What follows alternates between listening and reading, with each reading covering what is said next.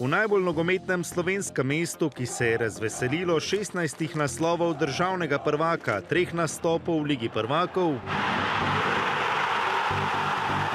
še nikdar ni vladalo takšno razočaranje zaradi vijoličnega kluba. Ni več to, kaj je bilo. Slabo je, gre zadnje cajte. Nisem zadovoljen z Mariborom.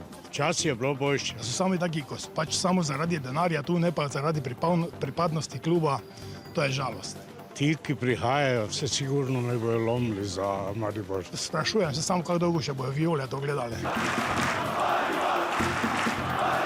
Sporočilo ulice je jasno, ni rezultata, ni identitete, ni novih Vilerjev, ni novih Tavaresov, Zahovičev, če gremo še malo nazaj, ni novih Prelogarjev, ne Galičev. Zdaj nimam te klub dejansko niti enega, s katerim imam bilo kakšno povezavo, ali da sem bil soigralec, ali da smo bila prijatelja. Prišel sem do te faze, da tega kluba ne čutim nič. Maribor se mora osredotočiti na svoj pogon, tako da bo vzgajal svoje igralce. Pogrešam, se pravi, naše obraze. Vozijo se nepreverjeni igralci. Moram se pa tudi zavedati, da je slovenski nogomet dosegel največje uspehe in slovenska reprezentanca Nenka Maribor z doma vzgojenimi trenerji. Dali so turški lastniki lanskega oktobra priložnost Slovencu, a so junija letos z njim izgubili potrpljenje. Gre za Boštjana Cesarja, ki je bil minuli teden naš gost pred tekmo Lige prvakov. Od tvojega odhoda so vijoličasti zamenjali že 4 trenerje. Vsi želijo neki instant rezultat. Sploh tuji lastniki nimajo potrpežljivosti. Jaz mislim, da vsak trener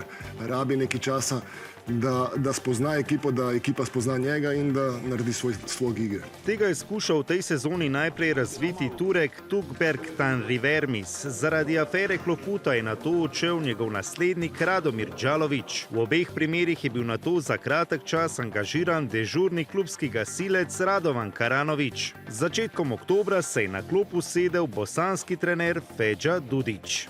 Prišli ste do tega, kar ste želeli, do zmage, do 3 točk. Tudi vi ste najverjetneje porabili veliko energije. Pa jesam, mislim da sam smršao bar 2 kile, ali dobro, svakako sam debel, dobro će mi doći. Ne ta njegova izjava po zmagi Maribora nad Bravom v Ljubljani 1. novembra, ampak tista, ko je govoril, da je do te prišel pred le 300 gledalci v Stožicah, kar je označil za sramoto, ni bila najbolje sprejeta v slovenski javnosti. Lahko ga je sram, da se tako grdo izraža v slovenskem nogometu. Ne vem, zakaj je prišel v Slovenijo, če na ceni slovenske države in slovenskega nogometa.